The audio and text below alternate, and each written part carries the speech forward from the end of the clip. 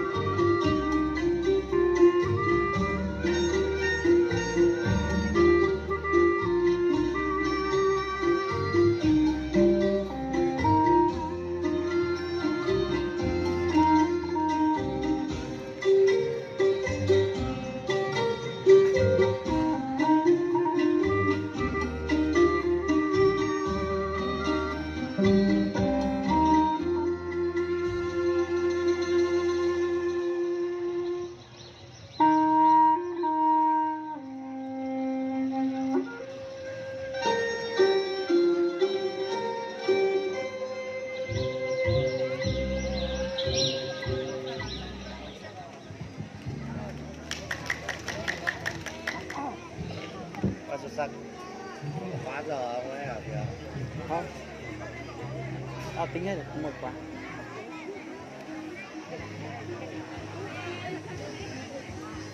Tiền con này là có một cái ngồi hai ông đi kèm đúng không? Đúng rồi.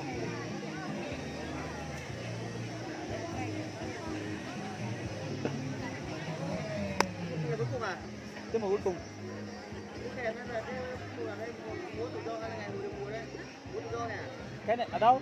Cái này là muốn ngày hội mùa đây.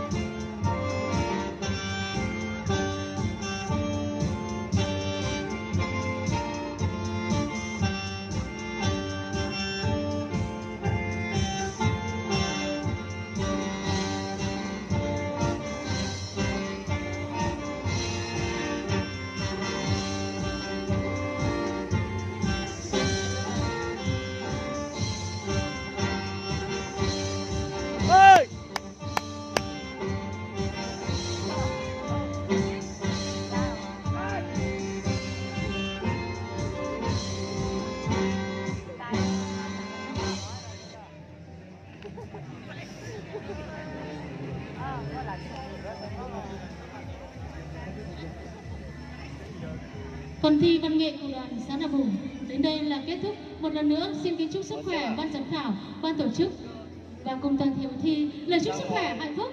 Chúc phần thi của chúng ta thành công rực rỡ.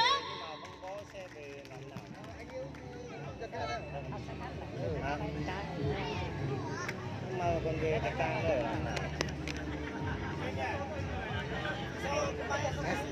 Anh tính anh ra xuống. Xin chúc mừng phần dự thi của đoàn nghệ thuật quần chúng xã Na Bùng.